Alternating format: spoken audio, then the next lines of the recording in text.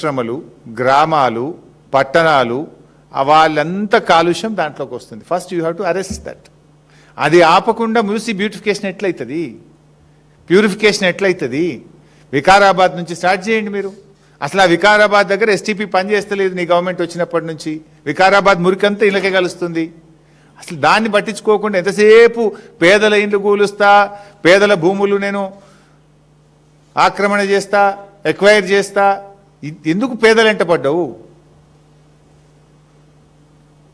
ఒకవైపేమో ఖజానా లేదంటావు, డబ్బులు లేవంటావు. రైతులకు రైతు బంధు ఇవ్వంటే డబ్బులు లేవంటావు. విద్యార్థులకు ఫీజు రియంబర్స్మెంట్ ఇవ్వంటే డబ్బులు లేవంటావు. రిటైర్డ్ ఉద్యోగులకు పెన్షన్ బెనిఫిట్లు ఇవ్వండి అంటే డబ్బులు లేవంటావు. కానీ 1,50,000 కోట్లతోని మూసీ సుందరీకరణకు మరి డబ్బులు ఎక్కడి నుంచి వచ్చినాయి?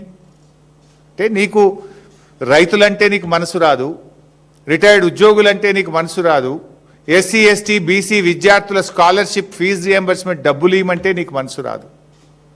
ఎందుకంటే ఇక్కడ కమిషన్లు రావు. ఈ 1,50,000 కోట్ల రూపాయలతోని నీ కమిషన్లు, నువ్వు రియల్ ఎస్టేట్ రూపంలో నీ లూటిఫికేషన్ ఇక్కడ వస్తుంది కనుక దీని ఎంటబడ్డవు. నువ్వు నీ ప్రాధాన్యతలు రైతులు కాదు, నీ ప్రాధాన్యతలు విద్యార్థులు కాదు, నీ ప్రాధాన్యతల్లో ఉద్యోగులు, రిటైర్డ్ ఉద్యోగులు లేరు. ఇంకో దిక్కు పైసలు లేవంటావు. మిస్ వరల్డ్ పోటీలకు 100 కోట్లు ఖర్చు పెడతావు. 100 కోట్లు పెట్టి నీ క్యాంప్ ఆఫీస్ కట్టుకుంటావు. 100 కోట్లు ఖర్చు పెట్టి ఫుట్బాల్ షోకులు తీర్చుకుంటావు. 100 కోట్లు ఖర్చు పెట్టి ఇతర రాష్ట్రాల్లో పేపర్ అడ్వర్టైజ్మెంట్లు ఇచ్చుకుంటావు. 1,00,000 కోట్లు ఖర్చు పెట్టి మూసి బ్యూటిఫికేషన్ చేస్తా అంటావు. 1,00,000 కోట్లు ఖర్చు పెట్టి ఫ్యూచర్ సిటీ కడతా అంటావు. మరి వీటన్నిటికీ పైసలు ఉంటాయి కానీ పేద విద్యార్థులకో, రైతులకో, మహిళలకో మహాలక్ష్మి ఇవ్వడానికో దానికి ఎందుకు డబ్బులు ఉండయి? అంటే నీ ప్రియారిటీస్ వేరు. నీ ప్రాధాన్యతల్లో రైతులు లేరు, ఎస్సీ ఎస్టీ బీసీ విద్యార్థులు లేరు, నీ ప్రియారిటీలో ఉద్యోగులు లేరు, మహిళలు లేరు. ఇవాళ నువ్వు ఇంత అర్జెంటుగా 5 స్టార్ హోటల్లో అయ్యాలో ఏదో పీపీట్ అంటున్నావు, డిపిఆర్ అంటున్నావు, అది కూడా క్లారిటీ లేదు, గందరగోళం అంతా. అసలు చర్చ జరగాల్సింది ఎక్కడ?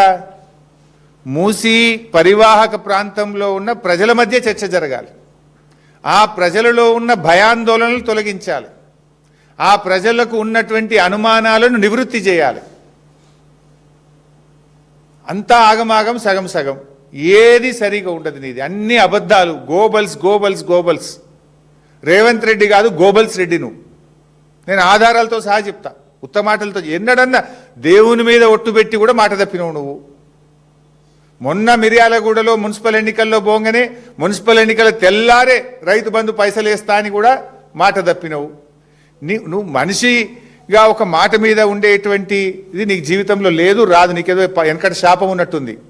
నిజాలు మాట్లాడాడు రేవంత్ రెడ్డి అనే ఒక శాపం మీద ఉన్నట్టు.